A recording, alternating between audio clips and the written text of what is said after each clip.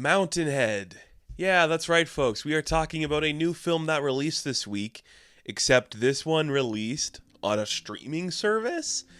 Yeah, I don't normally talk about streaming movies, but I really wasn't in the mood to see Karate Kid, and this one's kind of interesting because it is from somebody who you could consider to be on the verge of becoming a name we should recognize. This is from first-time film director Jesse Armstrong.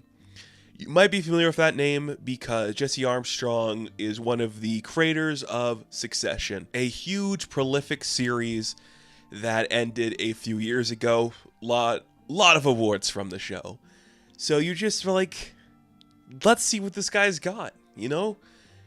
His first feature film, it is through a company he's worked with before. It is an HBO original movie. So that's exciting. HBO clearly wanted to keep him here. They gave him some money. He pitched something to them. As far as I'm aware, the turnaround on this movie was very quick. Like when the actors all signed on, it was just, let's film it, and then we'll get it made. I believe it went into production either early this year or late last year. So it's very quick. It was a very quick movie to come out, which makes sense. It's only like 4 people in a room, or a big house, or whatever. I thought we could talk about it. I don't know if there's much to say on this piece, because there's not really much to it. This is the story of 4 millionaires, some of them billionaires, from different walks of life, but they're all friends. They're celebrating a weekend together, playing poker, just chilling out, and just looking at like how they've affected the world. Like new mergers are coming in, new developments in AI are coming in, and then some turn of events with like their parent company that they've all invested in is telling them a certain thing about the world. So they're like, maybe actions are gonna have to take place where they change the landscape of society. Literally like changing the face of the world. It's like these 4 assholes in a room deciding the future of the world. I don't know how realistic it is. I don't think this film's not unrealistic. There's probably a lot of truth in here. When you make Succession, and that's essentially, air quotes around everything I'm about to say, the Rupert Murdoch story, I think there is something inside you that makes you go, these people are very fucked up, but I like telling their story. That is the case with this. It is parodying the guys who are like the Zuckerbergs, the Elons, the guy who owns Verizon, who's that guy? Like the rich assholes that just ruin everything. It's parodying them and explaining how they think because of their success and wealth and everything that they've accomplished, they can fundamentally structure like the new world order and how things are supposed to be. Surprisingly timely. I think it is a very interesting film to come out right now with the conversations we are having about our rich elitist people in government and the way that AI is affecting the world. The AI stuff feels very prescient in this film because it's almost to like the extreme we are close to achieving in the real world of this rogue AI thing that people are using to depict acts of terrorism in these different ways that may or may not be true, and how there's no filter to stop that, and then how that escalates and gets out of hand. And that's just like a side plot of this, which is interesting because it almost is about these guys thinking this is bad. It's almost about that. No one explicitly says that this stuff is bad. It's just, these are all terrible people, regardless of what you believe or think they're doing in the right or wrong. None of these guys are good. One of them's almost poised to be good, but he just likes the game too much. He likes to gamble too much on the outcome of the world to really have it be genuine. And then this stuff about controlling the world and like, oh, did you see what happened in Mexico? Did you see what happened in Brazil? And how they react to that makes me very uncomfortable. It got that right. Just like, I don't want to see billionaires talking about countries and people in political positions in this way. It doesn't make me feel good. On that note too, it is a comedy. This is a comedy. So as soon as it hits like the narrative turn that it does, which is about, close to halfway through the film, a little bit later than half, I would say, the comedy overtakes the narrative and it becomes more funny and interesting. But just the beginning half of this movie is just watching good actors parody real rich billionaires as annoying freaks. That's only going to get you so far, and it really does. It does kind of remind me of another guy who's like a classic HBO comedy guy, Armando Iannucci. Like, there's some Death of Stalin in here, mixed with like the really weird elements of Veep. But it's also just very much like Succession.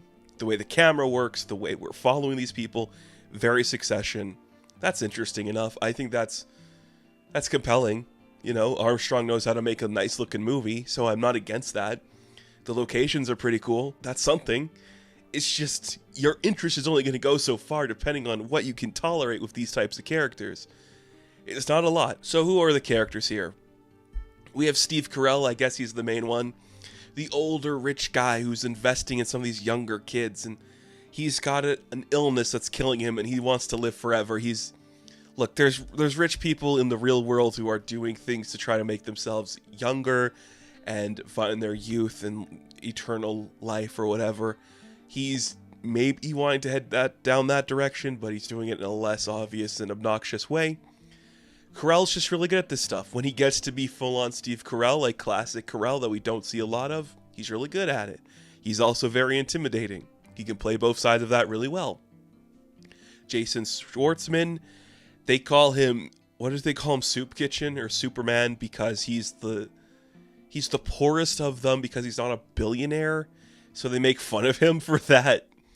He's the one whose house they go to. He makes this huge, like, $1 million complex called Mountainhead. It's a big old house with a bunch of random shit in it. It's a good performance. It's very interesting, very silly. He's having fun. Everyone seems like they're having fun, and that's why you sign on to do this.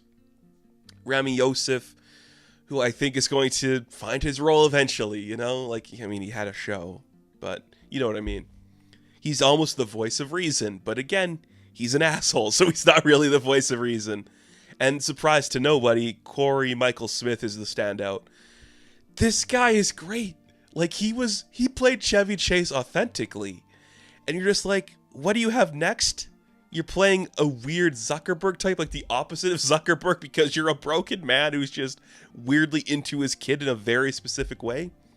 Incredible. This guy's got it. Like, he's fantastic. I really think every performance I have seen him in, whether it's Saturday Night or May December or this, I'm like, that is incredible. You're amazing. He is so good. And when he just like reverts into like the younger guy position, it's incredibly funny. When the comedy shines, it really shines. When it stops being super specific, it gets way more interesting. Less of the billionaire stuff, it's just more like these guys are acting weird and they're like a weird friends doing weird stuff to each other. That's where it shines. That's where you want to see stuff happen. But so much more of it just gets bogged down by like weird meta jokes about real world politicians stuff and the way people influence the world. I don't think we want to see that. We want to see good comedic actors doing weird stuff as rich people. That's funny. It works in Knives Out. Maybe it can work over here too. It is a very competently made film. Very small budget. Very good. It feels like a stage production, which I think is really smart of this movie. I'm on its side. There are things I'm not super into, but it's really creative and an idea that somebody had very quickly that you could throw together and just get out into the world. As far as like a first feature film goes, we have seen worse. That's something. And it's just good to see HBO putting money behind original film. You could compete with Apple and stuff and put them in theaters, and I think people would see this. Like, this could be a moderate success. Budget to, actual box office wise. But, you gotta start somewhere. So, Mountainhead, I am going to give a 6 out of 10. Now, thank you all for watching this review. Be sure to like and subscribe to the channel. As always, you can check me out on Instagram, TikTok, and Twitter. And of course, I will catch you in the next one. Have fun. Stay safe. Good luck.